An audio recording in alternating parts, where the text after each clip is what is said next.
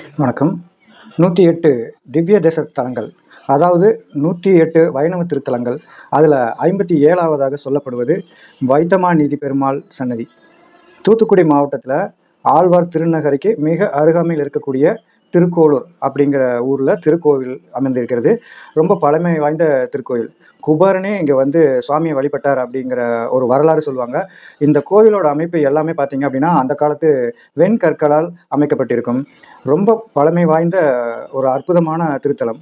இழந்த செல்வத்தை மீட்டு தரக்கூடிய அந்த சக்தி வாய்ந்த பெருமாளாக வைத்தமாநிதி பெருமாள் சயன கோலத்தில் அருள்பாலித்துக் கொண்டிருக்கிறார். அதாவது சுவாமி படுத்த நிலையிலிருந்து அருள்பாலிக்கிறார். இந்த கோயிலில் சாமி வந்து தலைக்குள்ள பார்த்தீங்கன்னா நாளின்னு சொல்லுவாங்க இல்லையா, நெல் அளக்கறக்காக யூஸ் பண்ணுவாங்க இல்லையா, அந்த இது வந்து தலைக்கு அடியில் வச்சு பெருமாள் சயன கோலத்தில் ஒரு கையை வானத்தை நோக்கியும் ஒரு கையை பூமியை நோக்கியும் படுத்திருந்த நிலையில் அருள் பாலித்துக் கொண்டிருக்கிறார். உள்ளுக்குள்ள பார்த்தீங்க அப்படின்னா யோக நரசிம்மருக்கு தனி சன்னதி இருக்குது. அதே போல் தாயாருக்கு தனி சன்னதி இருக்குது. அது ரொம்ப பழமை வாய்ந்த இந்த கோயில். ஸ்தல விருட்சமாக புளிய மரத்தை சொல்லுவாங்க. அதே போல் உள்ளுக்குள்ளே பார்த்தீங்க அப்படின்னா கோசாலை அப்படிங்கிறது பெரும்பாலான திருக்கோயிலில் தமிழகத்தில் இருக்கக்கூடிய அத்தனை வைணவ ஸ்தலங்கள்லையுமே கோசாலை அப்படிங்கிறது பெரும்பாலும் இருக்கும். அதே போல் இந்த கோவிலில் குபேரன் வழிபட்டதாக சொல்லுவாங்க. அது என்ன அப்படின்னா, குபேரன் அப்படின்னாலே நம்ம எல்லாருக்குமே தெரியும், செல்வத்தின் அதிபதி. அவரிடம் நவநிதிகள்னு சொல்லக்கூடிய 9 வகையான செல்வங்கள் உண்டு. அதனால தான் அவருக்கு வந்து செல்வத்தின் அதிபதி குபேரன் அப்படின்னு பெயரும் பட்டமும். அப்பேற்பட்ட குபேரன் ஒரு முறை கைலாயத்திற்கு சிவன் பார்வதியை தரிசிப்பதற்காக செல்கிறார். அங்கே செல்லும்போது பார்வதி தாயாருடைய அழகை கண்டு இவர் வந்து ஓர கண்ணால பார்வதி தாயாரை பார்த்துட்டாரு அப்படிங்கிற மாதிரி சொல்றாங்க. அதன் காரணமாக பார்வதி தாயாருக்கும் கோபம் கொண்டு இந்த குபேரனுக்கு ஒரு சாபம் கொடுக்குறாரு. உன்னுடைய நவநிதிகளும் உன்னை விட்டு விலக கடுவது அப்படின்னு சொல்லி நீ குபேரன் பதவியை இழப்பாய் அப்படின்னு சொல்லி கொடுக்கும். அந்த சாபத்தின் காரணமாக இவருடைய நவநிதிகளும் பார்த்தீங்க அப்படின்னா பெருமாளை சென்றடைகிறது. அப்படி சிவபெருமான்கிட்ட போய் சொல்றாரு, பெருமாளே தெரிஞ்சோ தெரியாமலோ இப்படி ஆயிப்போச்சு, இதற்கு தாயார் இவ்வளவு பெரிய ஒரு சாபத்தை கொடுத்துட்டாங்களே அப்படின்னு சொல்லி என்னுடைய சாபம் நீங்க அருள் புரியணும் அப்படின்னு சொல்லி சிவபெருமானை நோக்கி வேண்டும் போது சிவபெருமான் சொல்றாரு, பெருமாளை நோக்கி தவம் செய்வாயாக, பெருமாள் தக்க சமயத்துல உனக்கு வந்து அருள் பாரிப்பார் அப்படின்னு சொல்லி அவர் சொல்றாரு. இந்த தளத்துல வந்து பெருமாளை வேண்டி வழங்கினார் குபேரர் அப்படின்னு சொல்லுவாங்க. அதன் பிற்பாடு பெருமாள் வந்து குபேரனுடைய நவநிதிகளையும் மீண்டும் குபேரனுக்கே கொடுத்து குபேர பதவியை அடைய வைத்தார் அப்படிங்கிறது சொல்லுவாங்க. இத்திருக்கோவிலில் சுவாமி தலைக்கடியில எதற்காக நாளியை வைத்த வண்ணம் சயனகுலத்தில் இருக்கிறார் அப்படின்னா, செல்வங்களை அளந்து படியளந்தார் அப்படிங்கிறது சொல்லுவாங்க. இது மாதிரியான திருக்கோலம் தமிழகத்தில் 2 வைணவ ஸ்தலங்களில் மட்டும்தான் உண்டு. அதில் ஒன்று திருக்கோளூரில் அமைந்துள்ள வைத்தமாநிதி பெருமாள் சன்னதி. மற்றபடி இந்த சன்னதியில் பார்த்தீங்க அப்படின்னா புரட்டாசி மாதம் ரொம்ப விசேஷமாக இருக்கும். ஆவணி மாதம் திருவிழா 10 நாட்கள் வெகு விமர்சையாக நடைபெறும். ஒவ்வொரு நாட்களும் பெருமாள் ஒவ்வொரு வாகனத்தில் எழுந்தருளி அருள் பாவிப்பார். 10வது நாள் பார்த்தீங்க அப்படின்னா தேராட்டம் ரொம்ப விமர்சையாக நடைபெறும். அதே போல் கார்த்திகை மாதம் சிறப்பு பூஜைகள் நடைபெறும்.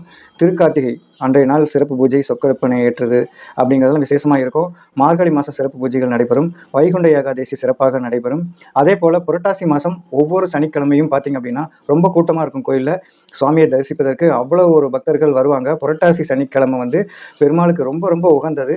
அது மட்டும் இல்லாமல் இந்த திருக்கோவிலுக்கு வந்து வணங்குபவர்களுக்கு குறிப்பாக இழந்த பொருட்களை மீண்டும் அடையணும்.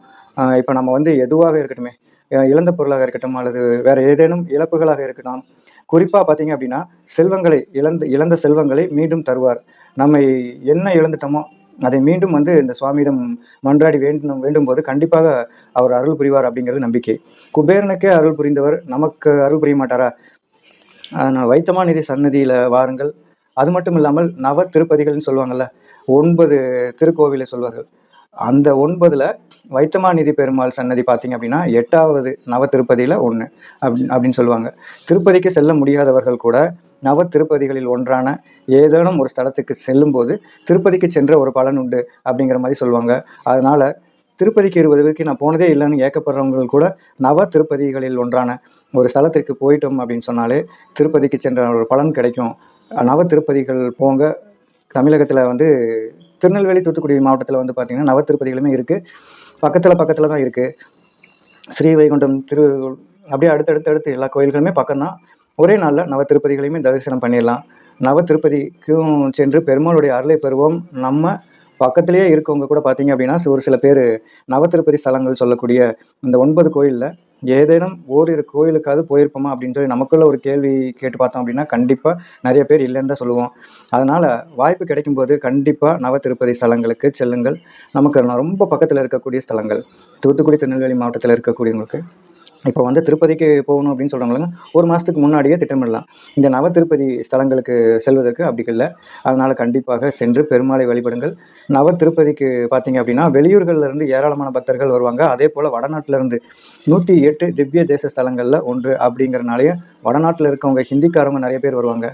வெளிநாட்டவர்கள் அதிகமாக பக்தர்கள் வருவாங்க, பெருமாளை வணங்குறாங்க. நம்மளும் பெருமாளை வணங்குவோம். இந்த கோவிலுக்கு நம்ம சுவாமி தரிசிக்க வரோம் அப்படிங்கிறத தவிர்த்து ஏராளமான விஷயங்கள் இருக்குது. ஏக்கர் கணக்கில் நிலப்பரப்பு ஃபுல்லாக அந்த கட்டிடக்கலையை ரசிக்கணும் அப்படின்னு சொன்னாலே ஒரு 2 மணி நேரம் ஆகும். அவ்வளோ கட்டிடக்கலைகள் நிறையா பழங்கால கட்டிடக்கலைகள் நிறைந்த ஒரு அற்புதமான கோவில். பெருமாள் கிழக்கு நோக்கி சயன கோலத்தில் அருள் பாலிக்கிறார். வேண்டுவோருக்கு வேண்டிய வரம் செல்வத்தை படுத்துக்கொண்டே படி அளக்கிறார் என்ற அந்த பரந்தாமன். நாமும் சென்று வேண்டுவோம். பரந்தாமனுடைய அருளை பெறுவோம். நன்றி, வணக்கம்.